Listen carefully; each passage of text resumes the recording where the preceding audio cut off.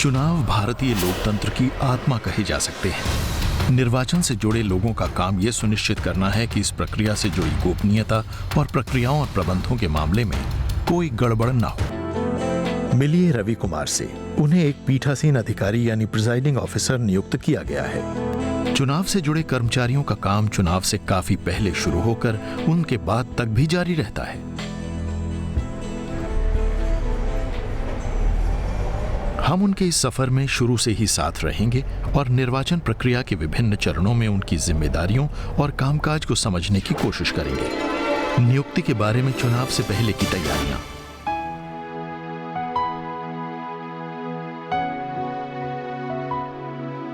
सबसे पहले रवि को प्रशिक्षण कार्यक्रम, चुनाव से जुड़े नियमों, कानूनों और प्रक्रियाओं और चुनाव की ड्यूटी के दौरान वोट देने के अपने अधिकार से परिचित होना होगा। अपनी भूमिका समझने के लिए उन्हें सभी 3 या ज्यादा निर्धारित प्रशिक्षण सत्रों में हिस्सा लेना होगा। अब उन्हें पता है कि किसी आम चुनाव पार्टी में एक पीठासीन अधिकारी और 3 पोलिंग ऑफिसर्स होते हैं। अगर विधानसभा और संसद दोनों के लिए 7 चुनाव हों तो पोलिंग अधिकारियों की संख्या 5 हो जाती है। उन्हें सभी महत्वपूर्ण पैम्फलेट और बुकलेट पढ़नी होगी।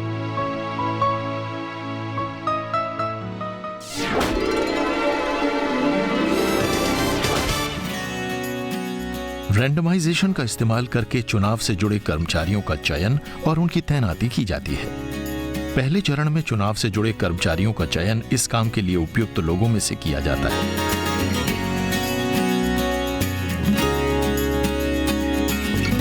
उन्हें असेंबली कॉन्स्टिट्यूएंसी या एसी के बारे में नहीं बताया जाता, लेकिन चुने हुए अधिकारी को ट्रेनिंग के स्थान और समय की जानकारी देने के साथ साथ यह भी बताया जाता है कि वो पोलिंग ऑफिसर पीओ है या पीठासीन अधिकारी यानी पीआरओ। रवि को ये चिट्ठी मिली थी। रैंडमाइजेशन के दूसरे चरण में पोलिंग पार्टियां बनाई जाती हैं। ये काम चुनावों से 6 या 7 दिन पहले होता है। इस चरण में एसी का खुलासा कर दिया जाता है, लेकिन पोलिंग स्टेशन या पीएस की जानकारी नहीं दी जाती।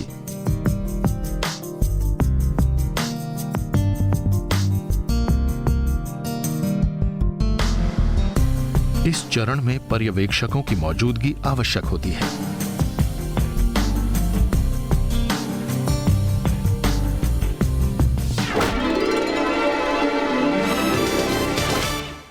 रैंडमाइजेशन का तीसरा चरण पोलिंग पार्टियों को रवाना करने के आसपास होता है, जहां उन्हें रैंडम तरीके से मतदान केंद्र अलॉट किए जाते हैं।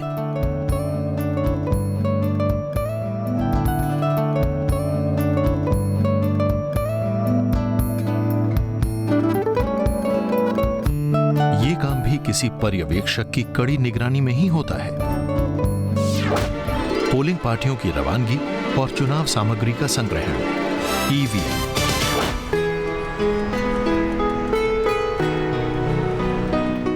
चुनावों से कम 1 दिन पहले चुनाव से जुड़ी सामग्री इकट्ठी कर लें।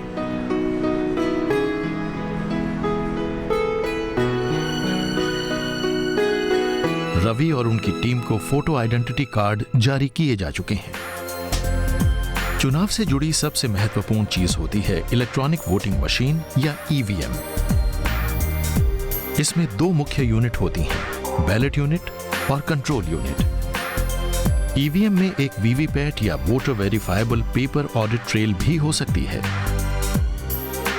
इसका इस्तेमाल पारदर्शिता को और बढ़ाने और मतदाता द्वारा प्रामाणिकता की जांच के लिए होता है। रवि ने ईवीएम कैरिंग केस के साथ लगे टैग्स की जांच भी ये सुनिश्चित करने के लिए कर ली है कि ये उनके निर्धारित मतदान केंद्र के लिए ही है। वो इसकी सील की भी जांच करते हैं। डिलीवरी लेते वक्त पीठासीन अधिकारी को जांच करनी होती है कि क्या ईवीएम ठीक से काम कर रही है।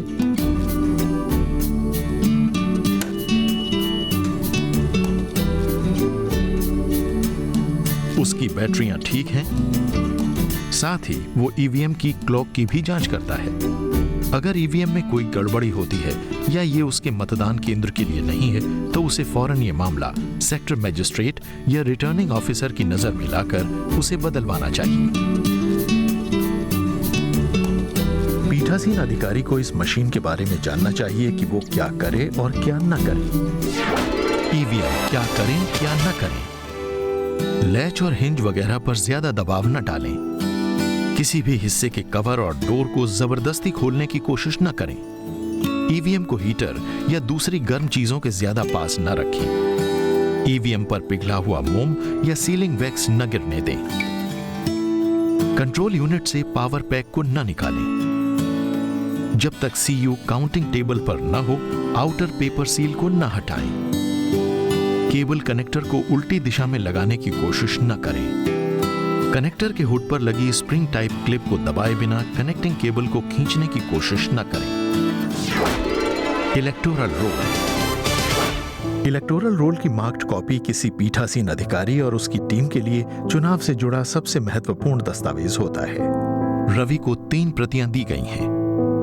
अगर विधानसभा और लोकसभा के चुनाव साथ साथ होते हैं तो प्रतियों की संख्या 5 होगी।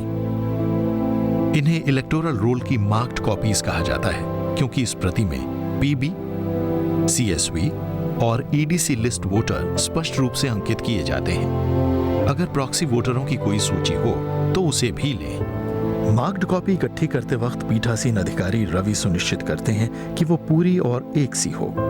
यह भी जांच करनी चाहिए कि इसमें नाम क्रमानुसार हो, मतदाताओं की छपी हुई क्रम संख्या स्याही से या किसी और चीज से ठीक न की गई हो, नए नंबर न डाले गए हों और कटे हुए नाम स्पष्ट रूप से चिन्हित हों। इसके अलावा रवि को यह भी सुनिश्चित करना चाहिए कि इलेक्टोरल रोल की मार्क्ड कॉपियों के साथ आरओ या एआरओ की तरफ से निर्धारित प्रारूप में एक हस्ताक्षरित प्रमाण पत्र लगाया गया। अन्य सामग्री।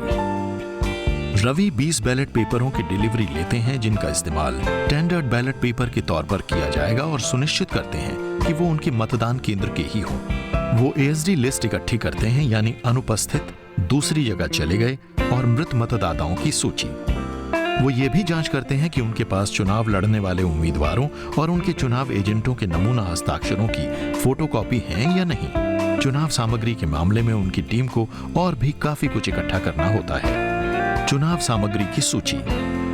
मतदाताओं का रजिस्टर फॉर्म 17A, एक register, voter slip 1600, electoral roll की वर्किंग कॉपी, क्लासिफाइड सर्विस वोटरों या सीएसवी की सूची यदि कोई हो, स्टैंडर्ड वोट्स के लिए बैलेट पेपर 20, अमिट स्याही की 10 सीसी की 2 बोतलें, सीयू के लिए एड्रेस टैग 5, बीयू के लिए address tag 4, special tag 3, EVM के लिए green pepper seal 4, outer paper strip seal 3, rubber stamp arrow cross mark 1, stamp pad बैंगनी रंग का 1, प्रिजाइडिंग ऑफिसर के लिए धातु की सील 1, प्रिजाइडिंग ऑफिसर की डायल 1 और distinguishing mark rubber stamp 1। Ravi फिलहाल ये जांच कर रहे हैं कि उनके पास सभी जरूरी वैधानिक और गैर वैधानिक फॉर्म हैं या नहीं। निर्वाचन की बेरोक टोक और सुचारू प्रक्रिया के लिए ये फॉर्म बहुत महत्वपूर्ण है। फॉर्मों की सूची। चुनाव लड़ने वाले उम्मीदवार form 7A 2, challenge votes form 14 2, दृष्टिहीन और अशक्त मतदाता फॉर्म 14A 2, स्टैंडर्ड वोट्स की सूची फॉर्म 17B 2, दर्ज किए गए मतों का विवरण फॉर्म 17C 10, इस्तेमाल की गई पेपर सील का रिकॉर्ड 2, चैलेंज्ड वोट शुल्क जमा कराने के लिए रसीद बुक 1, एसएचओ को पत्र 4, मतदान शुरू होने से पहले और खत्म होने के बाद प्रिजाइडिंग ऑफिसर द्वारा घोषणा भाग 1 से 4 2 सेट, मतदाता द्वारा अपनी उम्र के बारे में घोषणा 2, ऐसे मतदाताओं की सूची जिन्होंने घोषणा के बाद मतदान किया या घोषणा से इनकार किया 10, दृष्टिहीन और अशक्त मतदाता के साथी की ओर से घोषणा 10, पोलिंग एजेंट के लिए पास हर उम्मीदवार के लिए 2, विजिट शीट 2, कॉन्स्टिट्यूएंसी ऑब्जर्वर या आरओ के पास प्रिजाइडिंग ऑफिसर द्वारा जमा की जाने वाली 16 सूत्रीय अतिरिक्त रिपोर्ट के लिए प्रारूप। फॉर्मों के अलावा रवि को कई लिफाफे भी इकट्ठे करने और मतदान केंद्र पर ले जाने होंगे। लिफाफों की सूची। छोटे लिफाफों या स्टैट्यूटरी कवर के लिए SE 8 1, इलेक्टोरल रोल की मार्क्ड कॉपी के लिए SE 8 1, इलेक्टोरल रोल्स की अन्य प्रतियों के लिए SE 8 1, टेंडर्ड बैलेट पेपर और टेंडर्ड वोटर लिस्ट के लिए 1, मतदान के शुरू होने से पहले और खत्म होने के बाद प्रिजाइडिंग ऑफिसर द्वारा घोषणा के लिए SE 7 1, दर्ज की गई वोटों के विवरण के लिए SE 5 1, चैलेंज्ड वोटों की लिस्ट के लिए SE 5 1, इस्तेमाल न हुई और क्षतिग्रस्त पेपर सील के लिए SE 5 1, पोलिंग एजेंटों के नियुक्ति पत्रों के लिए SE 6 1, दृष्टिहीन और अशक्त मतदाताओं की सूची के लिए SE 5 1, प्रिजाइडिंग ऑफिसर की डायरी के लिए SE 6 1, चुनाव ड्यूटी प्रमाण पत्र के लिए SE 5 1, रसीद पुस्तिका और जब्त की गई नकदी के लिए SE 6 1, कंपेनियन की उद्घोषणा के लिए SE 5 1, अन्य कार्यों के लिए छोटे लिफाफे SE 7 1, मतदाताओं के हस्ताक्षर वाले मतदाता रजिस्टर 17A के लिए SE 8 1, नियम 40 के तहत पीठासीन अधिकारी के ब्रीफ रिकॉर्ड के लिए SE 6 1, सादे लिफाफे SE 7 2 और SE 8 3, इस्तेमाल न हुए मतपत्रों के लिए SE 7 5 और किसी ऐसे कागज के लिए जिसे आरओ सील बंद लिफाफे में रखने का निश्चय करे 1, इस्तेमाल न हुए और क्षतिग्रस्त स्पेशल टैग के लिए कवर SE 7 1, इस्तेमाल न हुई और क्षतिग्रस्त स्ट्रिप सील के लिए कवर SE 7 1। इसके अलावा भी काफी स्टेशनरी इकट्ठी करने की आवश्यकता होती है। रवि और उनकी टीम इन चीजों की जांच कर रहे हैं। स्टेशनरी की सूची। सामान्य पेंसिल 1, बॉल पेन 3 नीले और 1 लाल, खाली कागज 8 शीट, पिन 25 पीस, माचिस 1, sealing wax 6 sticks, voting compartment के लिए सामान 2 और 2 कुल 4 सेट, गम पेस्ट 1 बोतल, ब्लेड 1, मोमबत्ती 4, पतली डोरी 20 मीटर, धातु का पैमाना 1 पीस, कार्बन पेपर 3 शीट, तेल हटाने के लिए कपड़ा 3 पीस, पैकिंग पेपर 2 शीट, अमिट स्याही की बोतल रखने के लिए कप, खाली tin, plastic box 1, drawing pin 24 piece, rubber band 20 piece, cello tape 1 piece और चेकलिस्ट 2। टीम के लिए परिवहन संबंधी प्रबंध कर लिए गए हैं। अब ये लोग जाने के लिए उत्सुक और तैयार हैं। मतदान केंद्र को तैयार करना। आज मतदान है। रवि और उनकी टीम उनके साथ लगाए गए सुरक्षा स्टाफ के साथ मतदान से एक दिन पहले ही मतदान केंद्र पहुंच गए थे। चुनाव से जुड़े सभी कर्मचारियों को समय रहते अपने मतदान केंद्रों में पहुंच जाना चाहिए। उन्हें मतदान शुरू होने से कम 2 घंटे पहले अवश्य पहुंचना चाहिए।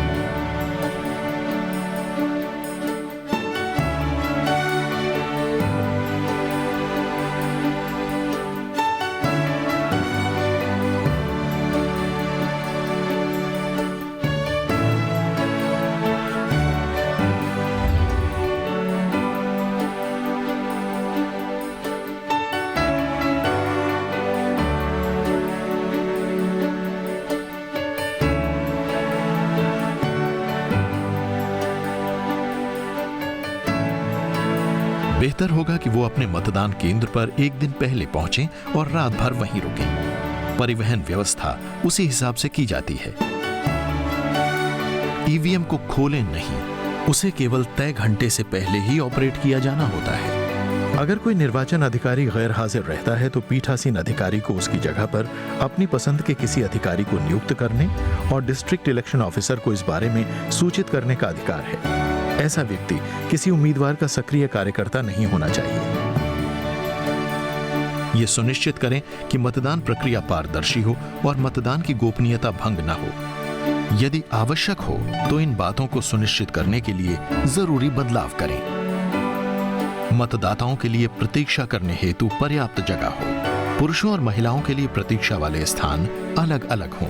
मतदाताओं के लिए प्रवेश और निकास वाली अलग अलग जगहें हों। अगर दरवाजा एक ही हो तो उसे बांस की खपच्ची से 2 हिस्सों में बांट दें। सुनिश्चित करें कि मतदान केंद्र में पर्याप्त प्रकाश हो। सुनिश्चित करें कि प्रवेश से निकास तक मतदाताओं का आना जाना आसान हो। पोलिंग एजेंट्स को इस तरह बिठाया जाए कि उन्हें मतदान की पूरी प्रक्रिया, मतदाताओं का आना जाना साफ साफ दिखाई पड़े। लेकिन ऐसा करने के दौरान सुनिश्चित करें कि मतदाता किसे वोट डाल रहे हैं ये दिखाई न पड़े। गोपनीयता बनाए रखने के लिए वोटिंग कंपार्टमेंट खिड़की या दरवाजे से दूर होना चाहिए। वोटिंग कंपार्टमेंट फ्लेक्स बोर्ड से बनाया जाना चाहिए और उसका नाप होना चाहिए 23 इंच गुणा 23 इंच गुणा 23 इंच। लेकिन अगर कार्डबोर्ड से बने वोटिंग कंपार्टमेंट भी सही हालत में हों तो उनका इस्तेमाल भी हो सकता है। वोटिंग कंपार्टमेंट उस मेज से पर्याप्त दूरी पर होना चाहिए जहां कंट्रोल यूनिट रखी जाएगी। बीयू को सीयू से जोड़ने वाली केबल मतदाताओं की आवाजाही में बाधा उत्पन्न न करे, लेकिन केबल पूरी लंबाई में नजर आनी चाहिए। अगर विधानसभा और लोकसभा के लिए मतदान साथ साथ हो रहा हो तो अलग अलग वोटिंग कंपार्टमेंट में अलग अलग ईवीएम रखी जाएं और उन पर बड़े अक्षरों में दोनों चुनावों के बारे में लिखा जाए। किसी एक मतदान के लिए प्रबंध कुछ इस तरह होना चाहिए। पोल टीम मतदान के खत्म होने तक सभी राजनीतिक दलों के नेताओं की तस्वीरों या चुनाव चिन्हों को हटा देगी। मतदान केंद्र के अंदर खाना पकाने या आग जलाने की अनुमति नहीं होगी। चुनाव से जुड़ी सामग्री या ईवीएम को सील करने के लिए सिर्फ एक मोमबत्ती जलाई जा सकती है, लेकिन सही रोशनी के लिए प्रबंध अवश्य किए जाने चाहिए। रवि मतदान केंद्र के बाहर खुद आवश्यक नोटिस या साइन बोर्ड लगा रहे हैं। ऐसे नोटिस में मतदान के इलाके और मतदाताओं के विवरण दिए जाते हैं। फॉर्म 7A में चुनाव लड़ने वाले उम्मीदवारों की सूची की प्रति और साथ ही उनके चुनाव चिन्ह भी लगाएं। बुनियादी न्यूनतम सुविधाएं यानी बेसिक मिनिमम फैसिलिटीज। हर मतदान केंद्र पर जो बेसिक मिनिमम फैसिलिटीज या BMF मुहैया कराई जानी चाहिए वो हैं रैंप का प्रावधान, पीने के पानी का प्रावधान, पर्याप्त फर्नीचर, उपयुक्त लाइटिंग, हेल्प डेस्क, उपयुक्त साइनेज, शौचालय, कतार में खड़े मतदाताओं के लिए छायादार स्थान। मतदान केंद्र में कौन प्रवेश कर सकता है? प्रिजाइडिंग ऑफिसर मतदान केंद्र में केवल इन लोगों को प्रवेश करने की अनुमति दे सकता है: मतदाता, पोलिंग ऑफिसर, चुनाव लड़ने वाला हर उम्मीदवार, एक बार में हर उम्मीदवार का एक इलेक्शन एजेंट या पोलिंग एजेंट, निर्वाचन आयोग द्वारा मतदान केंद्र में प्रवेश करने के लिए अधिकृत लोग जिनके पास अधिकार पत्र हों, ड्यूटी पर मौजूद सार्वजनिक कर्मचारी, किसी मतदाता की गोद में मौजूद कोई बच्चा, किसी ऐसे दृष्टिहीन या अशक्त मतदाता के साथ कोई व्यक्ति जो बिना मदद के चल फिर न पाए या वोट न दे पाए, ऐसे व्यक्ति जो मतदाताओं को पहचान सकें या वोट डालने में मतदाता की मदद कर सकें। पुलिस और सुरक्षा बल तब तक दाखिल नहीं हो सकते जब तक पीठासीन अधिकारी उन्हें बुलाए नहीं। मतदान केंद्र पर सुरक्षा प्रबंध।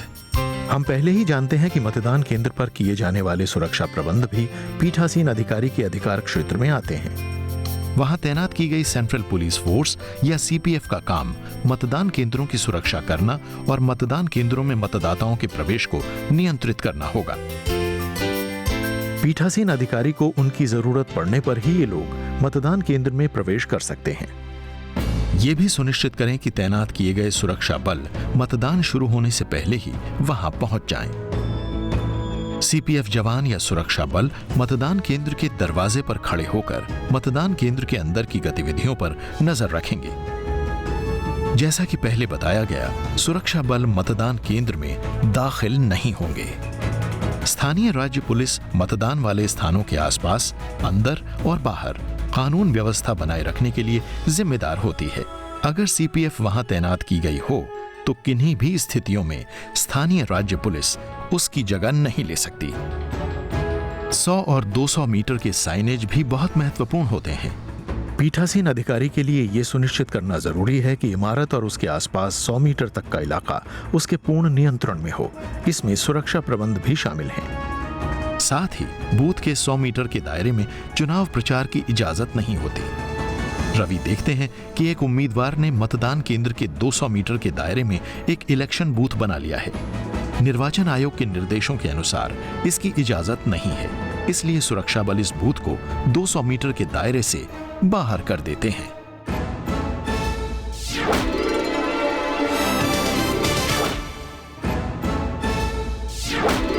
मॉक पोल का आयोजन।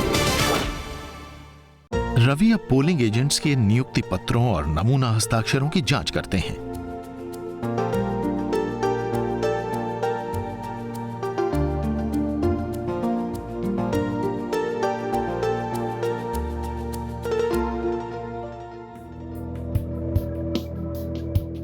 रवि अब मॉक पोल कर रहे हैं। असली मतदान शुरू होने से 1 घंटा पहले मॉक पोल के दौरान कम से कम 50 वोट डाली जानी चाहिए।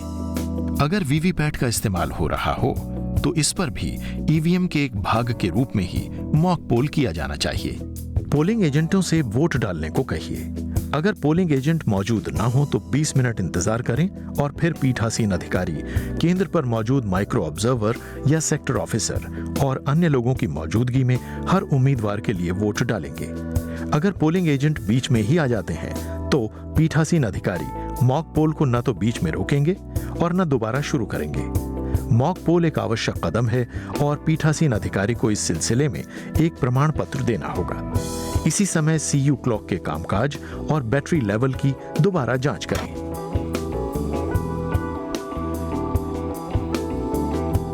मॉक पोल शुरू करने से पहले क्लियर बटन और फिर टोटल बटन दबाएं ताकि पोलिंग एजेंटों को दिखाया जा सके कि ईवीएम में पहले से वोट नहीं डाली गई हैं। फिर हर उम्मीदवार के बटन दबाकर मॉक पोल करें और बीयू पर नोटा को भी दबाएं। जब हर कैंडिडेट के बटन को लगभग समान संख्या में दबाया जा चुका हो तो क्लोज बटन दबाएं।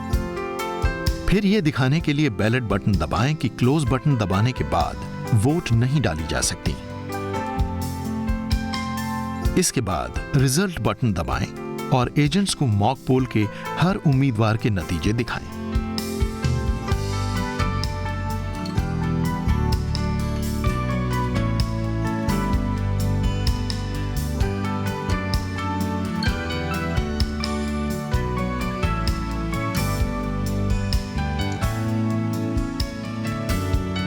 उनके संतुष्ट होने के बाद ईवीएम से मॉक पोल डेटा मिटा दें।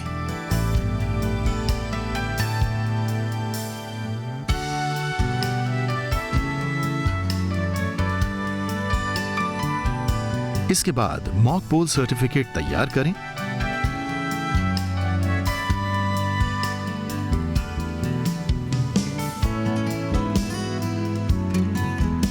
और उन पर पोलिंग एजेंट्स और पर्यवेक्षकों के दस्तखत करा लें। सीयू ठीक से काम कर रही है। अब पीठासीन अधिकारी को इसे ठीक से सील और टैग करना होगा। बैलेट यूनिट या बीयू को आरओ के स्तर पर पहले ही सील किया जा चुका है। मॉक पोल रिजल्ट को मिटाना न भूलें और इस सिलसिले में मॉक पोल सर्टिफिकेट में भी विवरण दें। मॉक पोल डेटा को मिटाने के बाद निर्धारित सील और टैग के इस्तेमाल से सीयू को सील कर दें और इसे असली मतदान के लिए तैयार करें। दोनों नतीजों के लिए उपलब्ध कराए गए फ्रेम्स में ग्रीन पेपर सील को डालें। रिजल्ट सेक्शन वाले अंदरूनी कंपार्टमेंट डोर को ग्रीन पेपर सील के साथ बंद करें और यह सील बाहर निकली हुई हो।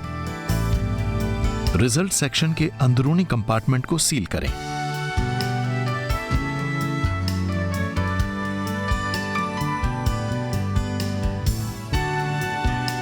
स्पेशल टैग को इस तरह लगाएं कि क्लोज बटन नजर आता रहे। रिजल्ट सेक्शन डोर को बंद करें, लेकिन ग्रीन पेपर सील बाहर को निकली होनी चाहिए। अब रिजल्ट सेक्शन के बाहरी कंपार्टमेंट के दरवाजे को एड्रेस टैग का इस्तेमाल करके सील करें।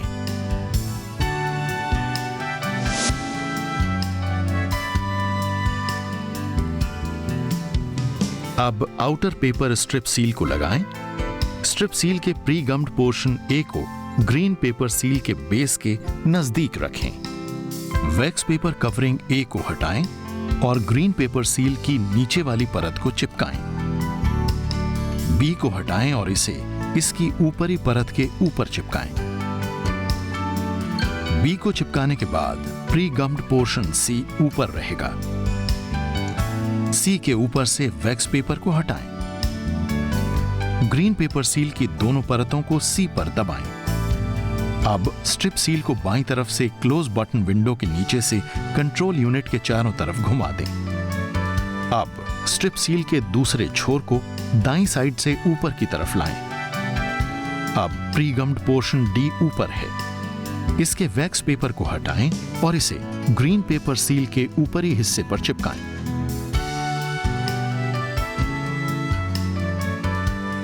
कंट्रोल यूनिट अब असली मतदान के लिए तैयार है।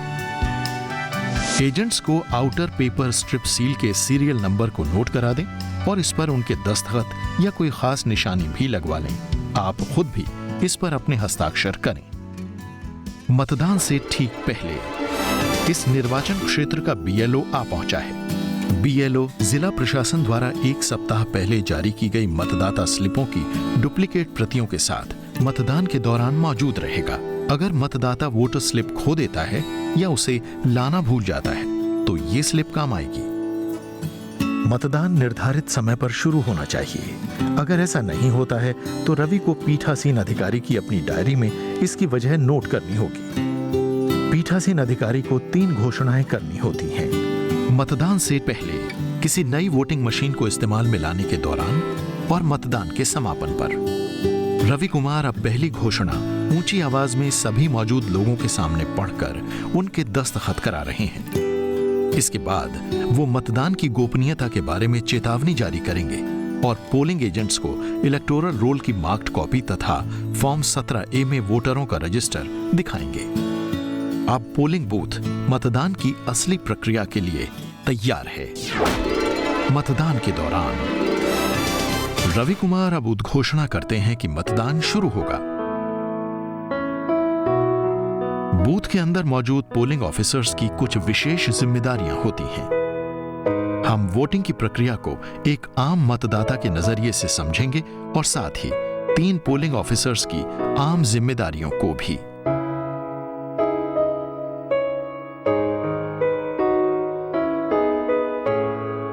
पहला पोलिंग ऑफिसर, वो रोल की मार्क्ड कॉपी का इंचार्ज होता है। वो मतदाताओं की पहचान करता है। दूसरा पोलिंग ऑफिसर अमिट स्याही लगाता है। मतदाता के सीरियल नंबर को मतदाताओं के रजिस्टर फॉर्म 17A में मौजूद इलेक्टोरल रोल के अनुसार मतदान के क्रम में दर्ज करता है। तीसरा पोलिंग ऑफिसर वो वोटर स्लिप को इकट्ठा करके उसे सुरक्षित रखता है। अमिट स्याही का निशान उंगली पर देखता है। वो कंट्रोल यूनिट पर बटन दबाकर मतदाता को वोट डालने की अनुमति देता है। कुछ मतदान केंद्रों में आयोग माइक्रो ऑब्जर्वर्स को तैनात कर सकता है, जिनके बारे में हम इस फिल्म में बाद में बात करेंगे। मतदान के दौरान मतदाताओं के प्रवेश को नियंत्रित रखना बहुत जरूरी है। उदाहरण के लिए वरिष्ठ नागरिकों, शारीरिक रूप से अक्षम मतदाताओं और छोटे बच्चों वाली महिलाओं को दूसरों के मुकाबले प्राथमिकता दी जानी चाहिए। जो मतदाता ठीक से बोल और सुन नहीं सकते, उनकी ओर भी विशेष ध्यान देना चाहिए। रवि और उनकी टीम वोटिंग कंपार्टमेंट में इन स्थितियों में ही दाखिल हो सकते हैं। बैलेट यूनिट ठीक से काम न कर रही हो, अगर पीठासीन अधिकारी को लगता है कि मतदाता कुछ गड़बड़ कर रहा है या मतदान में ज्यादा समय ले रहा है, पीठासीन अधिकारी पोलिंग एजेंट्स की मौजूदगी में ही वोटिंग कंपार्टमेंट में दाखिल होगा। एक पीठासीन अधिकारी के तौर पर आपका काम पूरी मतदान प्रक्रिया की निगरानी करना और उसके बारे में ठीक-ठीक खबर देना होता है। इसके लिए सबसे बड़ी मददगार चीज होती है पीठासीन अधिकारी की डायरी। जैसे कि रवि समय समय पर डायरी के सही कॉलम्स में एंट्री करते रहते हैं और ये इंतजार नहीं करते कि मतदान खत्म हो तभी इसे भरा जाए। विशेष स्थितियों का सामना करना। मतदान के दौरान कभी कभी कुछ खास स्थितियां उत्पन्न हो सकती हैं। चैलेंज्ड वोट, टेंडर्ड वोट, दृष्टिहीन और अशक्त मतदाता, प्रॉक्सी मतदाता, बिना इंडेक्स फिंगर वाले मतदाता, दोनों हाथों में बिना उंगलियों वाले मतदाता, कम उम्र मतदाता, गोपनीयता का भंग होना, Z+ श्रेणी वाले मतदाता या SPG सुरक्षा प्राप्त लोग, EDC और पोस्टल बैलेट। आइए अब ऐसी हर विशेष स्थिति पर नजर डालें। Challenged vote.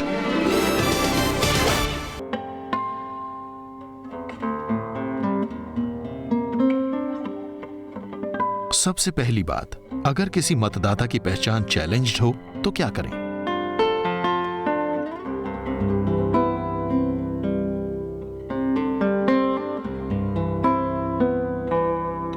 किस चीज की अनदेखी की जा सकती है, आइए उसी से शुरुआत करते हैं। बशर्ते मतदाता की पहचान स्थापित हो जाए।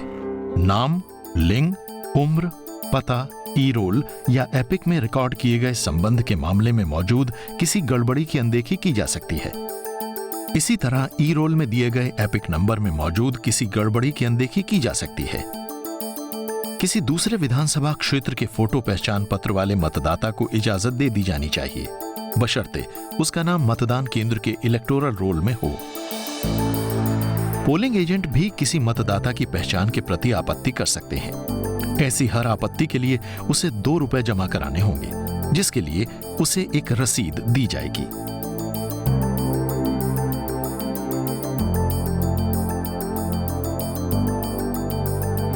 ऐसी हर आपत्ति के लिए आपको एक सिलसिलेवार इंक्वायरी करनी होगी। जिस व्यक्ति के लिए आपत्ति की गई है, उसे किसी और के लिए वोट डालने से जुड़ी सजा के बारे में बताएं। फॉर्म 14 में चैलेंज मतदाताओं की सूची में इस व्यक्ति का नाम लिखें। ऐसे व्यक्ति से दस्तखत कराएं या उसके अंगूठे का निशान लें। मना करने पर उसे वोट न डालने दें। आपत्ति करने वाले को पर्याप्त सबूत पेश करने को कहें। उसके ऐसा न करने पर उसकी आपत्ति को खारिज कर दें। अगर यह व्यक्ति सबूत पेश करता है तो मतदाता से उसकी आपत्ति का खंडन करने को कहें। मतदाता द्वारा अपनी पहचान साबित करने पर उसे वोट डालने दें। अगर वो ऐसा न कर पाए तो आपत्ति को कायम रखते हुए उसे वोट न डालने दें और पुलिस के हवाले कर दें। अगर आपको कुछ तथ्य हासिल करने की जरूरत पड़े तो आप स्थानीय लोगों की मदद भी ले सकते हैं। आपत्ति करने वाले को आपत्ति शुल्क के 2 रुपए लौटा दें। अगर आपको लगता है कि आपत्ति उचित नहीं थी तो ये राशि जब्त कर लें। साथ ही फोरफीटेड यानी जब्त की गई शब्द को फॉर्म 14 के कॉलम 10 में लिखें और रसीद बुक की उस पर्ची पर भी।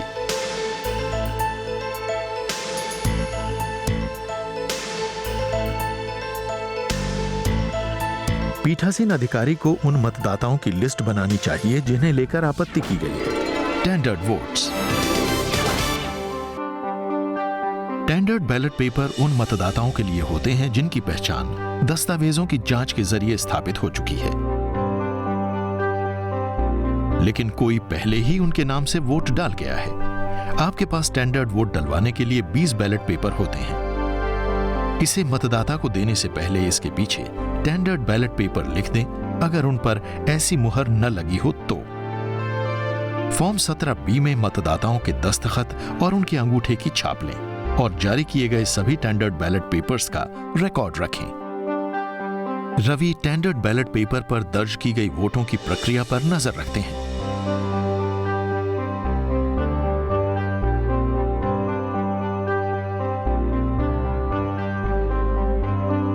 वो मतदाता को क्रॉस के निशान वाली एक रबर स्टैंप देते हैं, जिसे मतदाता अपनी पसंद के उम्मीदवार के नाम पर लगाता है। फिर वो कागज को फोल्ड करके रवि को दे देता है। यहां भी दृष्टिहीन या अशक्त मतदाता के मामले में किसी कंपेनियन की इजाजत होती है।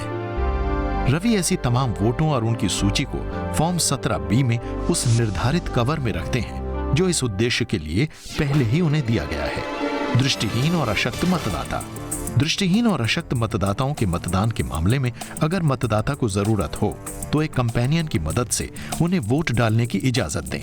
ऐसा साथी 18 साल से कम उम्र का न हो और वोट देने से पहले उसे वोट की गोपनीयता के बारे में एक घोषणा देनी होगी। उसे यह भी घोषित करना होगा कि मतदान वाले इस दिन वो किसी भी मतदान केंद्र पर किसी भी मतदाता के साथ साथी के तौर पर नहीं गया है।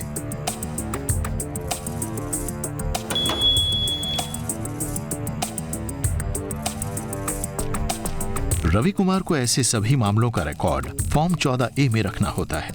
साथ ही पोलिंग स्टाफ का कोई भी सदस्य ऐसे व्यक्ति के लिए वोट डालने हेतु उसके साथी की भूमिका नहीं निभा सकता। अशक्त शिक्षित व्यक्ति को अपना नाम लिखकर दस्तखत करने चाहिए। जो मतदाता निरक्षर हैं लेकिन अपना हाथ इस्तेमाल कर सकते हैं, उन्हें अंगूठा लगाना चाहिए।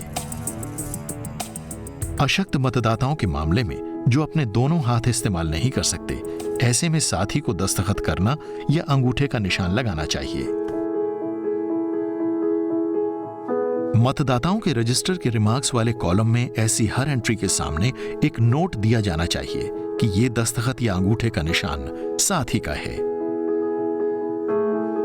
पहचान संबंधी दस्तावेज के आखिरी 4 अंकों को फॉर्म 17A के रिमार्क कॉलम में लिखा जाना चाहिए। बाएं हाथ पर बिना इंडेक्स फिंगर वाले वोटर। जिन मतदाताओं के बाएं हाथ में इंडेक्स फिंगर नहीं होती, उन मामलों में अमिट स्याही को बाएं हाथ की बीच वाली उंगली पर लगाया जाता है। अगर मतदाता की ज्यादा उंगलियां गायब हों, तो अमिट स्याही का क्रम इस तरह से हो सकता है।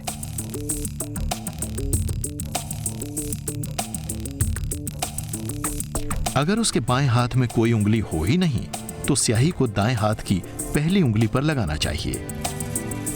अगर उसकी ये पहली उंगली ना हो, तो उसके दाएं हाथ पर मौजूद किसी भी दूसरी उंगली पर स्याही लगाएं और शुरुआत पहली उंगली से ही की जाए। अगर उसके दोनों हाथों में उंगलियां न हो, तो स्याही को उसके बाएं या दाएं हाथ के इस हिस्से पर लगाया जाना चाहिए।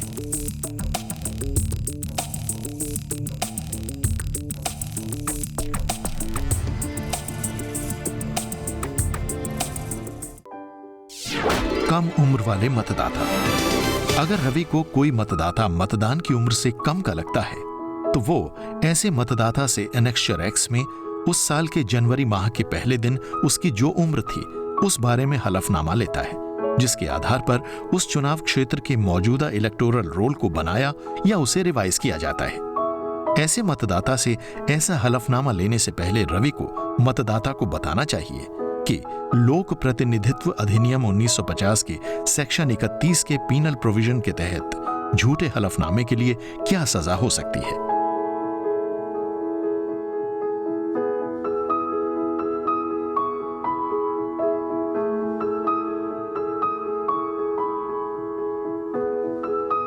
रवि को ऐसे मतदाताओं की सूची तैयार करनी होती है जिनसे उन्होंने अनेक्स्चर 11 के भाग 1 में ऐसे हलफनामे लिए हैं। अनेक्स्चर 11 के भाग 2 में रवि को ऐसे मतदाताओं की सूची भी रखनी चाहिए जो ऐसा हलफनामा देने से इनकार करते हैं और बिना वोट डाले चले जाते हैं। Proxy votes. एक और स्थिति है voting bye proxy. Classified service voters या CSV को पहले से नियुक्त की गई किसी प्रॉक्सी के जरिए वोट डालने की इजाजत होती है। ऐसे प्रॉक्सी मतदाताओं की सूची RO से ली जा सकती है।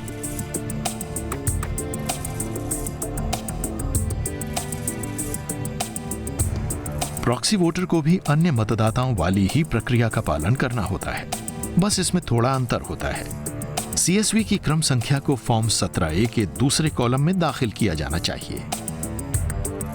किसी CSV के प्रॉक्सी वोटर के तौर पर मतदान करते हुए अमिट स्याही को प्रॉक्सी वोटर की बीच वाली उंगली पर लगाना चाहिए, चाहे उसने अपने मतदान केंद्र पर अपना वोट डाला हो या न डाला हो।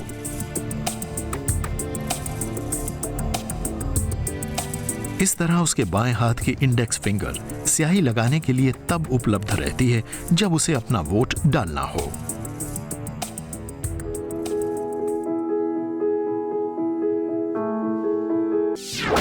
Z+ श्रेणी वाले मतदाता या SPG सुरक्षा प्राप्त लोग।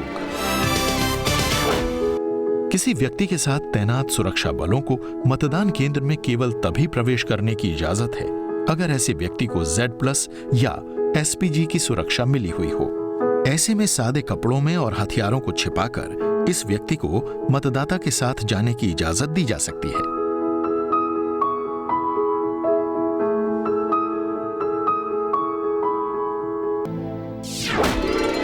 अन्य विशेष स्थितियों को संभालना। अगर किसी मतदाता का नाम ASD लिस्ट में हो, तो मतदान करने देने से पहले उसकी पहचान साबित करने के सिलसिले में काफी ध्यान देने की जरूरत होती है। यहाँ ऐसी ही अन्य स्थितियों की सूची है। आइए जानें उनका सामना कैसे करें। पहली बात, अगर कोई मतदाता मतदान की निर्धारित प्रक्रिया का पालन करने से मना करता है या आपके द्वारा चेतावनी देने के बावजूद मतदान की गोपनीयता को भंग करता है, तो उसकी स्लिप वापस ले लें और उसे मतदान की इजाजत न दें। मतदाताओं के रजिस्टर या फॉर्म 17A के रिमार्क्स कॉलम में लिखें, मतदान नहीं करने दिया गया। इस एंट्री के नीचे अपने पूरे दस्तखत करें। पीठासीन अधिकारी की डायरी में भी इस सिलसिले में एक एंट्री करें। कोई मतदाता ऐसा भी हो सकता है जो अपने इलेक्टोरल रोल नंबर को दाखिल करने और अंगूठे की छाप देने या दस्तखत के बाद भी किसी भी उम्मीदवार के पक्ष में वोट न करने का फैसला करे। ऐसे में रवि उसे नोटा विकल्प इस्तेमाल करने की सलाह देते हैं। माननीय सुप्रीम कोर्ट के हाल के आदेश के पालन के तहत नोटा का विकल्प लाया गया है।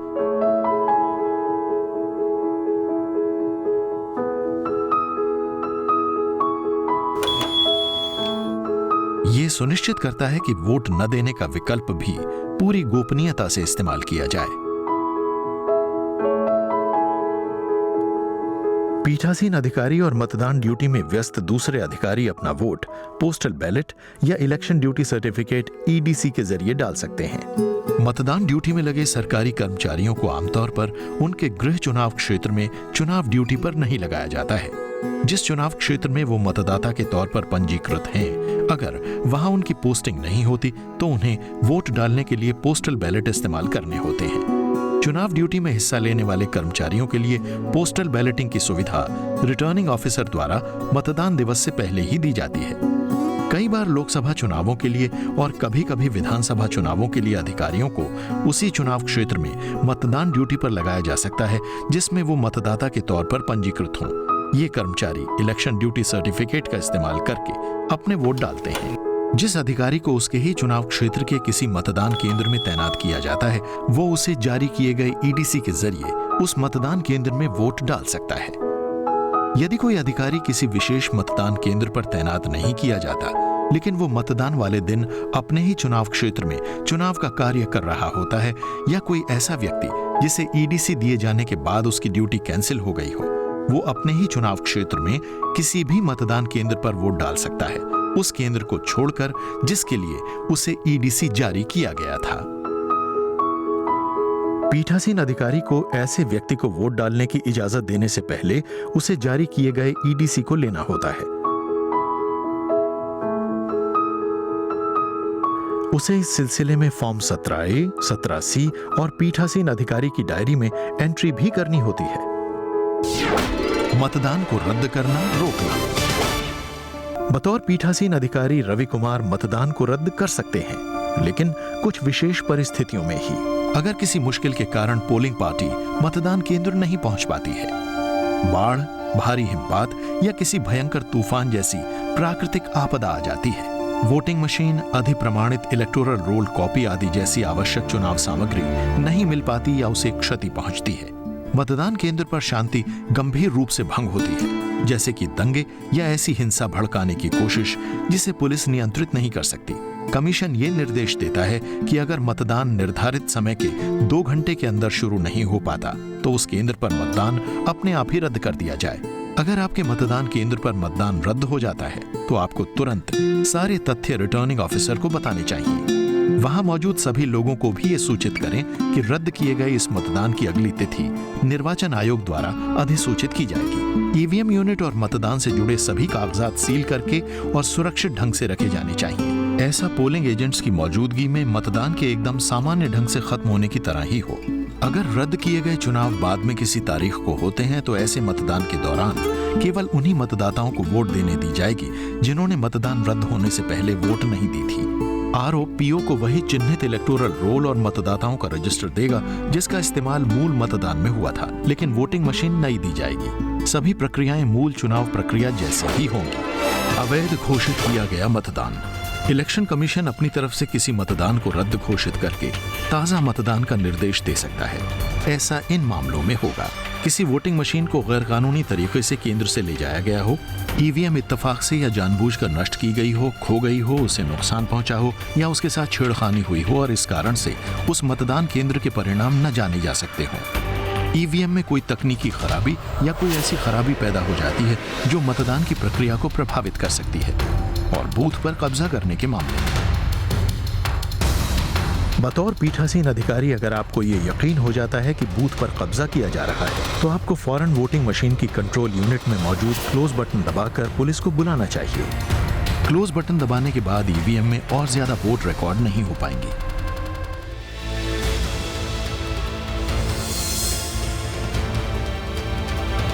रवि को फौरन ये बात आरओ को बतानी होगी और आरओ ये बात इलेक्शन कमीशन को बताएंगे।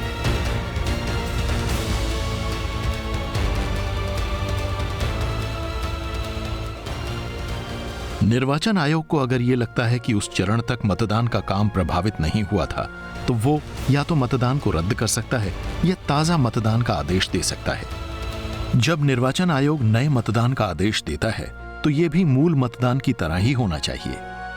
सभी मतदाताओं को फिर से मतदान देने का हक होगा।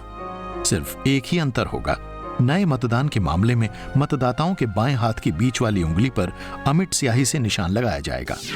कुछ खास मतदान केंद्रों पर अतिरिक्त प्रबंध, माइक्रो ऑब्जर्वर आदि। शायद आपके मतदान केंद्रों पर कुछ अतिरिक्त प्रबंधों की भी आवश्यकता हो, जैसे कि वीडियो या स्टिल कैमरे का इस्तेमाल, वेबकास्टिंग या एक माइक्रो ऑब्जर्वर की नियुक्ति। हम इनके बारे में संक्षेप में बात करेंगे। माइक्रो ऑब्जर्वर भारत सरकार या सार्वजनिक क्षेत्र के उपक्रम के किसी कर्मचारी को किसी मतदान केंद्र वाली जगह माइक्रो ऑब्जर्वर के तौर पर तैनात किया जा सकता है, लेकिन वो ग्रुप सी से नीचे का ना हो।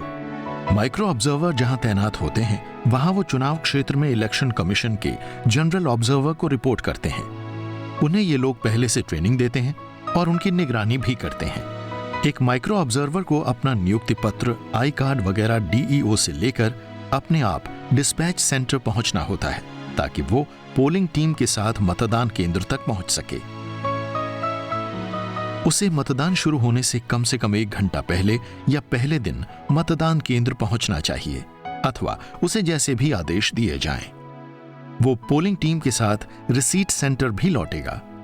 वो पोस्टल बैलेट या ईडीसी के जरिए चुनाव ड्यूटी पर तैनात किसी भी दूसरे व्यक्ति की तरह मतदान कर सकता है। अगर उसकी तैनाती ऐसी जगह होती है जहां एक से ज्यादा मतदान केंद्र हों, तो फिर वो उस जगह के सभी मतदान केंद्रों के लिए उत्तरदायी होता है। वो अपने समय को उन सभी केंद्रों के बीच बांटता है और वहां बार बार जाता रहता है ताकि पोलिंग एजेंट्स को उसकी उपलब्धता की जानकारी रहे। उसके कई उत्तरदायित्व और कार्य होते हैं, जिनमें शामिल हैं कमीशन के दिशा निर्देशों और अनुदेशों को समझने के लिए ट्रेनिंग और ब्रीफिंग में हिस्सा लेना और ऑब्जर्वर द्वारा दिए गए दिशा निर्देशों को ध्यान से नोट करना, आरओ से कम्युनिकेशन प्लान के बारे में विवरण लेना, मतदान के लिए मतदान केंद्र की तैयारी का जायजा लेना। इसमें पोलिंग पार्टी के विभिन्न सदस्यों और मतदान केंद्र पर सुरक्षा बलों की मौजूदगी की जांच करना, विभिन्न सामग्री और सुविधाओं की वहां उपलब्धता और मतदान के लिए सभी प्रबंधों और तैयारियों का समय से पूरा होना शामिल है। उसे मॉक पोल के समय उपस्थित होना चाहिए। उसे मॉक पोल के समय और दूसरे विवरण नोट करने चाहिए। उसे देखना चाहिए कि असली मतदान के शुरू होने से पहले ईवीएम से मॉक पोल डेटा हटा दिया जाए और साथ ही मॉक पोल सर्टिफिकेट भी ठीक से भरा जाए। उसे मॉक पोल और असली मतदान के दौरान मतदान केंद्र में उम्मीदवारों के एजेंटों की मौजूदगी पर नजर रखनी चाहिए। उसे देखना चाहिए कि मतदान केंद्र में किसी भी समय एक उम्मीदवार का एक से ज्यादा पोलिंग एजेंट तो मौजूद नहीं है। उसे देखना चाहिए कि एजेंटों के लिए एंट्री पास सिस्टम का पालन हो रहा है या नहीं। उसे देखना चाहिए कि मतदान की इजाजत से पहले मतदाताओं की पहचान एपिक या अन्य अनुमित दस्तावेजों की जांच के जरिए हो रही है या नहीं। वो देखें कि वोटरों के रजिस्टर फॉर्म 17A में पहचान संबंधी दस्तावेज के विवरण ठीक से दर्ज हों। वो देखे कि वोटिंग की गोपनीयता सुनिश्चित करने के लिए वोटिंग कंपार्टमेंट को ठीक से लगाया गया है या नहीं। वो देखे कि प्रिजाइडिंग ऑफिसर या पोलिंग ऑफिसर वोटिंग को प्रभावित करने के लिए या मतदाताओं को अनुचित निर्देश देने के लिए वोटिंग कंपार्टमेंट की तरफ तो नहीं जा रहे। वो देखे कि जिन मतदाताओं के नाम एएसडी लिस्ट में हैं, उन्हें मतदान की इजाजत देने से पहले निर्वाचन आयोग के दिशा निर्देशों का ठीक से पालन किया गया है या नहीं। वो देखे कि सेक्टर ऑफिसर मतदान बूथ पर आया कि नहीं। वो देखे कि ईवीएम में मौजूद कुल वोटों की संख्या की तुलना हर घंटे फॉर्म 17A से की जा रही है या नहीं। वो देखे कि पोलिंग एजेंटों को बैलेट यूनिट, कंट्रोल यूनिट और ग्रीन पेपर सील के सीरियल नंबर नोट करने की इजाजत दी गई थी या नहीं। वो देखे कि पोस्टल बैलेट या ईडीसी के साथ जारी की गई मतदाताओं की लिस्ट प्रिजाइडिंग ऑफिसर या पोलिंग एजेंट्स के पास उपलब्ध है या नहीं। वो देखे कि किसी भी समय कोई अनधिकृत व्यक्ति मतदान केंद्र के अंदर तो मौजूद नहीं है। वो देखे कि मतदाता के बाएं हाथ की उंगली पर अमिट स्याही का निशान ठीक से लगाया गया है या नहीं। वो देखे कि क्या पीठासीन अधिकारी नियमानुसार पीएस में सभी घटनाओं को दर्ज कर रहा है या नहीं। वो देखे कि वोटिंग मशीन या अन्य सामग्री को निर्वाचन आयोग के अनुदेशों के अनुसार सील किया जा रहा है या नहीं। वो नोट करे कि फॉर्म 17C में रिकॉर्ड की गई वोटों के अकाउंट की प्रतियां मतदान के बाद पोलिंग एजेंट्स को दी गई हैं अथवा नहीं। मतदान केंद्र में अगर उम्मीदवार के एजेंट्स या अन्य कोई व्यक्ति शिकायत करता है तो उन शिकायतों का हिसाब रखें। साथ ही वो ऐसी शिकायतों की किस्म और गंभीरता को भी समझें। अगर उसे लगता है कि किसी भी समय किसी भी कारण से मतदान प्रक्रिया में गड़बड़ हो रही है तो वो जल्द से जल्द जनरल ऑब्जर्वर के ध्यान में ये बात लाए। मतदान के बाद वो कलेक्शन सेंटर में जनरल ऑब्जर्वर के पास रिपोर्ट करे और उसे अपनी रिपोर्ट वाला लिफाफा सौंपे। निर्वाचन आयोग या ऑब्जर्वर अगर उसे कोई और जिम्मेदारी देता है तो वो उसका निर्वहन करे। याद रखें, कोई माइक्रो ऑब्जर्वर किसी भी स्थिति में किसी प्रिजाइडिंग ऑफिसर या पोलिंग ऑफिसर की तरह व्यवहार न करे। उसका काम सिर्फ मतदान की प्रक्रिया को सुचारू ढंग से चलाना सुनिश्चित करना है ताकि मतदान में कोई गड़बड़ ना हो। किसी माइक्रो ऑब्जर्वर को एक से ज्यादा चरण के लिए भी तैनात किया जा सकता है। अगर उसे कई मतदान केंद्रों वाली जगह तैनात किया जाता है तो वो वहां के सभी मतदान केंद्रों के लिए जिम्मेदार होगा। वो चुनाव क्षेत्र में निर्वाचन आयोग के जनरल ऑब्जर्वर की निगरानी में काम करता है और अपनी रिपोर्ट निर्धारित प्रारूप में सील लिफाफे में उसे रिसीट सेंटर में देता है। अगर कोई विशेष घटना होती है तो माइक्रो ऑब्जर्वर को संचार के उपलब्ध साधन का इस्तेमाल करके उसके बारे में जल्द से जल्द जनरल ऑब्जर्वर को बताना चाहिए।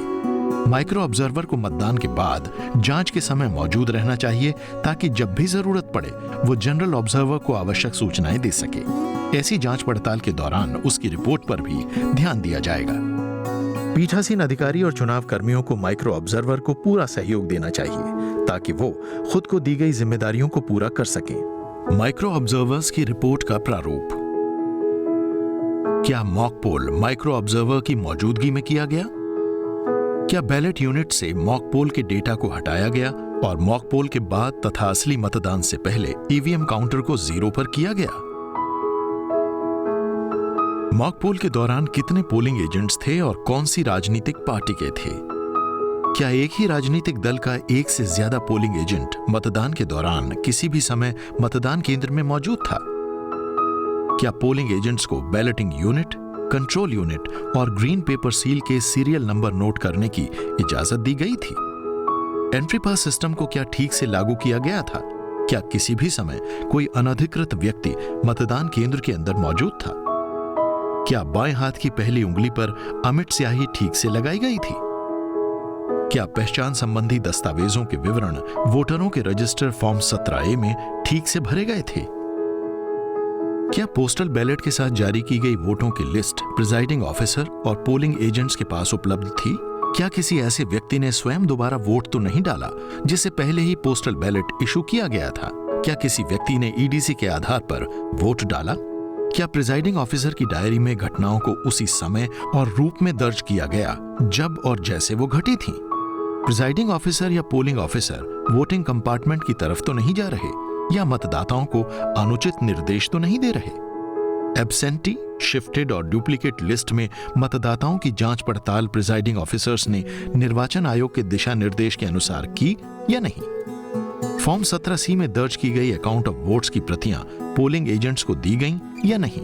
मतदान की गोपनीयता को सुनिश्चित करने के लिए वोटिंग कंपार्टमेंट को ठीक से रखा गया या नहीं? वोटिंग मशीन की सीलिंग निर्देशों के अनुसार की गई या नहीं? क्या किसी पोलिंग एजेंट, इलेक्शन एजेंट या राजनीतिक दल की तरफ से कोई शिकायत मिली? अगर हां, तो ये क्या थी? ऐसी कोई अन्य घटना या मुद्दा जिसे आप उजागर करना चाहें। इस एनेक्शर पर माइक्रो ऑब्जर्वर को अपने पूरे नाम के साथ दस्तखत करने चाहिए। माइक्रो ऑब्जर्वर के हस्ताक्षर, नाम, पदनाम, फोन नंबर, तारीख और समय। मतदान वाले दिन मतदान केंद्रों पर स्टिल और वीडियो कैमरों का इस्तेमाल। आप अपने मतदान केंद्र पर एक वीडियो या स्टिल कैमरा इस्तेमाल कर सकते हैं। ऐसे कैमरे प्रयोग करके वेबकास्टिंग भी की जा सकती है। अगर आपके मतदान केंद्र पर कोई कैमरा प्रयोग किया जाना है तो वहां पर इसे चलाने वाला एक अतिरिक्त व्यक्ति तैनात किया जाना चाहिए। कैमरे इस तरह रखे जाएं कि वो कतार में खड़े वोटरों और मतदान केंद्र में चल रही कार्रवाई को रिकॉर्ड कर सकें। इसमें वोटरों की पहचान की प्रक्रिया और अमिट स्याही का प्रयोग आदि शामिल है। ये सुनिश्चित किया जाए कि वोटिंग की गोपनीयता कैमरे के कारण किसी भी तरह प्रभावित न हो। कैमरे द्वारा क्या रिकॉर्ड किया जाना चाहिए?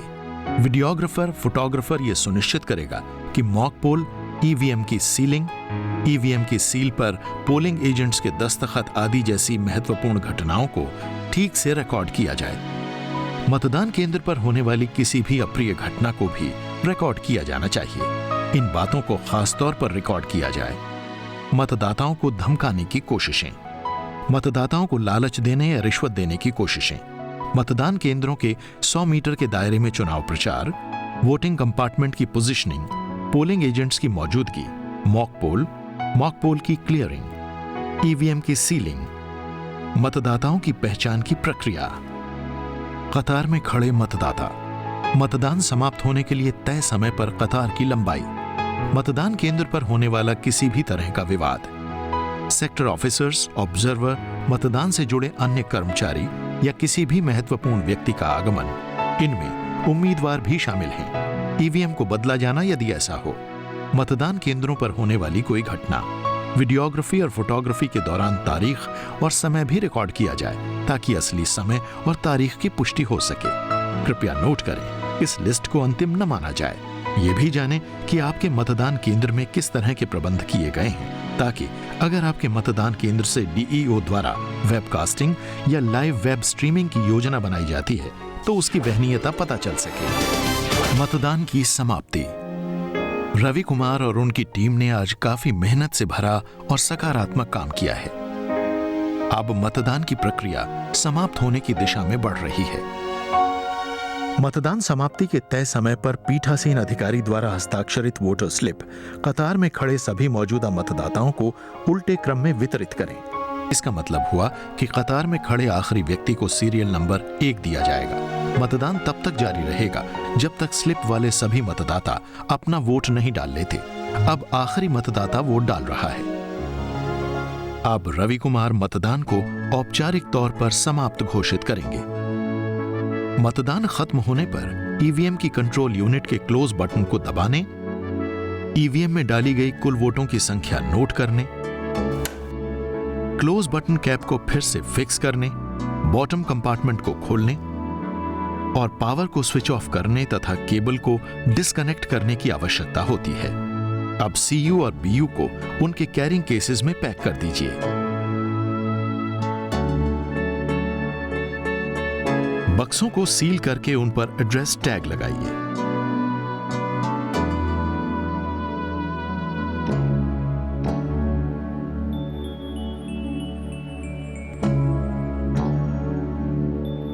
अब रवि फॉर्म 17A के पार्ट 1 में अकाउंट ऑफ वोट्स डुप्लीकेट में तैयार करेंगे। ईवीएम में रिकॉर्ड की गई कुल वोटों की संख्या register of voters form 17A में दर्ज की गई कुल वोटों में से मतदान के लिए अनुमित न की गई वोटों को घटाकर प्राप्त हुई वोटों जितनी होनी चाहिए। यह भी ध्यान से नोट करें कि सीरियल नंबर और आपको दी गई कुल ग्रीन पेपर सील्स तथा मतदान केंद्र पर इस्तेमाल हुई सील्स की संख्या भी दर्ज की जानी चाहिए। आप ग्रीन पेपर सील के विवरणों को ही रिकॉर्ड करें, न कि फॉर्म 17C में ABCD वाली आउटर पेपर स्ट्रिप सील का विवरण। लेकिन पीठासीन अधिकारी की डायरी में ग्रीन पेपर सील और ABCD वाली आउटर पेपर स्ट्रिप सील दोनों का ही ऐसा विवरण भरा जाना चाहिए। पीठासीन अधिकारी की डायरी में स्पेशल टैग के लिए ऐसे विवरण भी भरे जाने चाहिए। इसमें एक सुराख होता है ताकि इसे क्लोज बटन के आसपास लगाया जा सके। और इसका प्रयोग रिजल्ट सेक्शन के अंदरूनी कंपार्टमेंट को सील करने के लिए किया जाता है। आपको अकाउंट ऑफ वोट्स और विभिन्न सील्स के विवरण को फॉर्म 17C और पीठासीन अधिकारी की डायरी में बहुत ध्यान से और सही बनाना चाहिए, क्योंकि मतदान की प्रक्रिया में इनका बड़ा महत्व होता है। मतदान खत्म होने के बाद मतदान से संबंध रखने वाले सभी कागजात और सामग्री उनके पैकेटों में रखी जानी चाहिए। पीठासीन अधिकारी को उम्मीदवारों या उनके इलेक्शन अथवा पोलिंग एजेंटों को इन लिफाफों या पैकेटों पर अपने दस्तखत और मोहर लगाने की इजाजत दे देनी चाहिए, जिनमें मौजूद हों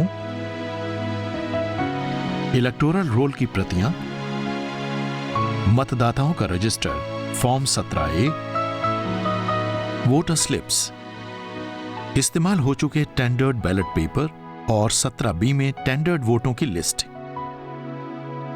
इस्तेमाल न हुए टेंडर्ड बैलेट पेपर, चैलेंज्ड वोटों की सूची, इस्तेमाल न हुई और क्षतिग्रस्त पेपर सील यदि कोई हों, पोलिंग एजेंट्स के नियुक्ति पत्र, ऐसे कोई अन्य दस्तावेज जिन्हें आरओ ने सील पैकेट्स में रखने के लिए कहा हो। इन दस्तावेजों को ईवीएम के साथ कलेक्शन सेंटर पर जमा किया जाएगा। दर्ज किया गया अकाउंट ऑफ वोट्स और पेपर सील फॉर्म 17C। पीठासीन अधिकारी द्वारा मतदान से पहले, मतदान के दौरान और मतदान के बाद की गई घोषणाएं। पीठासीन अधिकारी की डायरी, विजिट शीट और ऑब्जर्वर और आरओ के लिए 16 पॉइंट वाली रिपोर्ट। इसके अलावा 4 और पैकेट तैयार करने होते हैं। पहले पैकेट पर लिखा जाएगा स्टैट्यूटरी कवर्स और इसमें होंगी ये चीजें: इलेक्टोरल रोल की मार्क्ड कॉपीज वाला sealed cover, register of voters form 17A वाला सील्ड कवर, वोटर स्लिप वाला सील्ड कवर, प्रयोग न हुए टेंडर्ड बैलेट पेपर वाला सील्ड कवर, इस्तेमाल हो चुके बैलेट पेपर और 17B में टेंडर्ड वोटों की लिस्ट वाला सील्ड कवर।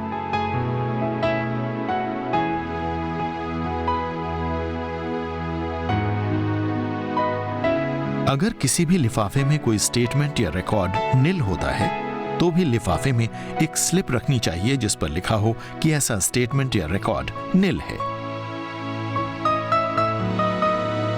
दूसरे पैकेट पर लिखा होता है नॉन स्टैट्यूटरी कवर्स और उसमें होती हैं ये चीजें: मार्क्ड कॉपी के अलावा इलेक्टोरल रोल की प्रतियों वाला कवर, फॉर्म 10 में पोलिंग एजेंट्स के नियुक्ति पत्रों वाला कवर, इसे सील किया जाना चाहिए। फॉर्म 12B में इलेक्शन ड्यूटी सर्टिफिकेट वाला कवर, फॉर्म 14 में चैलेंज वोट्स की सूची वाला कवर। पैकेट में यह ऐसा दूसरा कवर होगा जिसे सील किया जाना चाहिए। फॉर्म 14A में दृष्टिहीन और अशक्त मतदाताओं की सूची वाला कवर और उनके साथियों की घोषणाएं, मतदाताओं से उनकी उम्र के बारे में प्राप्त की गई घोषणाओं और ऐसे मतदाताओं की सूची वाला कवर, चैलेंज्ड वोट्स के सिलसिले में रसीद बुक और नकद वाला कवर यदि ऐसा हो, प्रयुक्त न हुई और क्षतिग्रस्त पेपर सील यदि कोई हो तो उनका कवर, इसे भी सील किया जाना चाहिए। इस्तेमाल न हुई वोटर स्लिप्स वाला कवर, प्रयुक्त न हुए और क्षतिग्रस्त स्पेशल टैग्स वाला कवर, प्रयुक्त न हुई और क्षतिग्रस्त स्ट्रिप सील्स वाला कवर।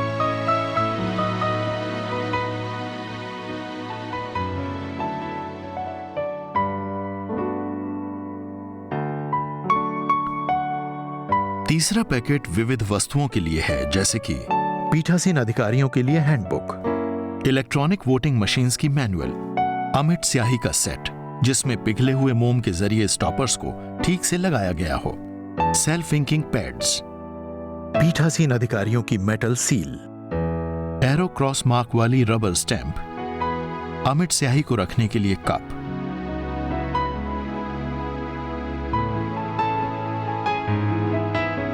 यदि कोई अन्य चीजें हों तो उन्हें चौथे पैकेट में रखा जाता है। अगर रिटर्निंग ऑफिसर ने किन्हीं अन्य कागजात को सील पैकेट में रखने का आदेश दिया हो तो उन्हें भी सील किया जाना चाहिए।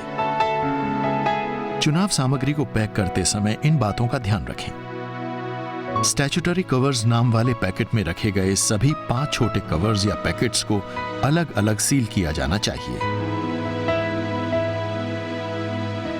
कलेक्शन सेंटर पर स्टैट्यूटरी कवर्स नाम वाले पैकेट की सभी चीजों की जांच कराकर उसे सील करें। आइए पुनः दोहरा लें। पहले ईवीएम के साथ जमा किए जाने वाले ये 4 कवर तैयार करें।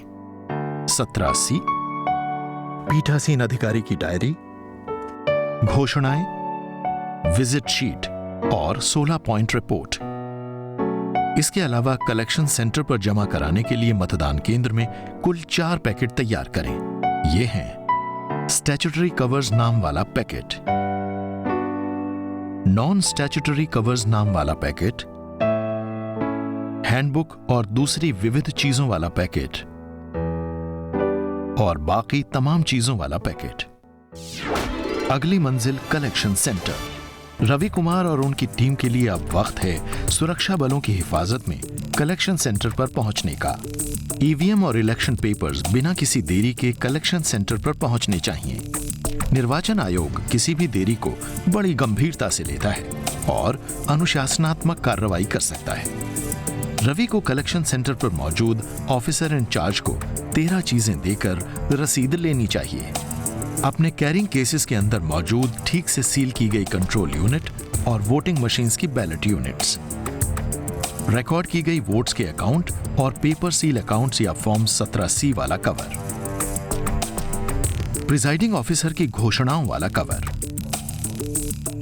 प्रिजाइडिंग ऑफिसर की डायरी वाला कवर, विजिट शीट और 16 पॉइंट वाली रिपोर्ट, स्टैट्यूटरी कवर्स वाला पहला sealed packet, non statutory covers वाला दूसरा पैकेट, विविध चीजों वाला तीसरा पैकेट, यदि कोई अन्य चीजें हों तो उनका चौथा पैकेट, वोटिंग कंपार्टमेंट की सामग्री, लालटेन अगर दी गई हो तो, वेस्ट पेपर बास्केट अगर दी गई हो तो, चुनाव संबंधी सामग्री ले जाने के लिए पॉलिथीन बैग या जूट का बैग।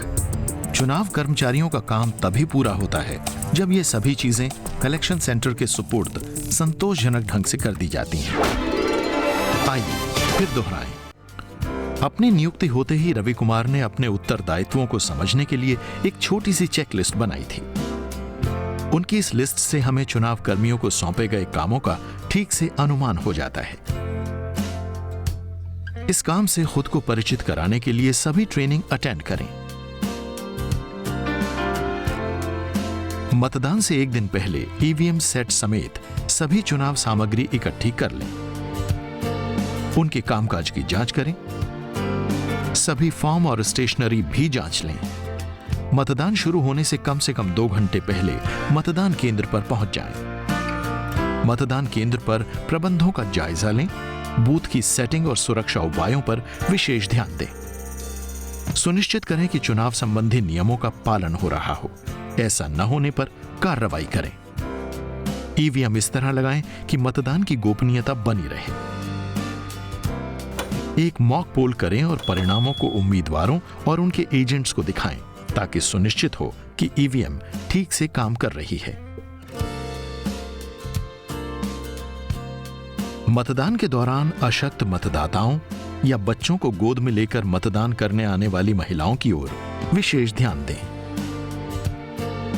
ऐसे पेचीदा मामलों को संभालने के लिए उपयुक्त प्रक्रियाओं का पालन करें, जैसे कि चैलेंज वोट्स, टेंडर्ड वोट्स और प्रॉक्सी वोट्स। किन्हीं बड़ी गड़बड़ियों या प्राकृतिक आपदाओं के मामले में पीठासीन अधिकारी मतदान को रद्द कर सकता है। कर ईवीएम की सीयू को बंद कर दें। निर्वाचन आयोग द्वारा नए मतदान का आदेश देने या एडजर्न वोट्स के मामले में ये मतदान भी मूल मतदान की तरह ही कराएं। हर चीज को ठीक से पैक और सील करें। इनमें ईवीएम और चुनाव से जुड़े सभी कागज शामिल हैं, जिन्हें उनके लिए निर्धारित केसेस और पैकेट्स में रखा जाए। पीठासीन अधिकारी डायरी को घट रही घटनाओं के क्रम में अपडेट करें। सब चीजें बिना किसी देरी के कलेक्शन सेंटर तक पहुंचाएं। ये बातें न भूलें। असली मतदान शुरू करने से पहले मॉक पोल वोट्स मिटा दें और मॉक पोल सर्टिफिकेट को ठीक से भरकर उस पर वहां मौजूद पोलिंग एजेंट्स के दस्तखत कराएं। क्लोज बटन तभी दबाएं जब मतदान बंद करना हो, अन्यथा ऐसा न करें। पोलिंग स्टेशन में इस्तेमाल की गई CU, BU, सील और टैग की संख्या को पीठासीन अधिकारी की डायरी में सही सही दर्ज करें। फॉर्म 17C को तैयार करते वक्त बहुत सावधान रहें। याद रखें, मतदान वाले दिन पीठासीन अधिकारी को हर 2 घंटे की अवधि में SMS या फोन के जरिए RO को अपने मतदान केंद्र पर आ रहे मतदाताओं की संख्या के बारे में सूचित करना होता है। समापन। चुनाव आम लोगों को अधिकार देते हैं, लेकिन अधिकार देने के इस काम को मुमकिन बनाते हैं चुनाव कर्मी। आपकी इस कड़ी मेहनत के जरिए ही दुनिया के सबसे बड़े लोकतंत्र के रुख का पता चलता है। तो ये काम सिर्फ काम समझकर न करें, अपने इस उत्तरदायित्व को गर्व से निभाएं।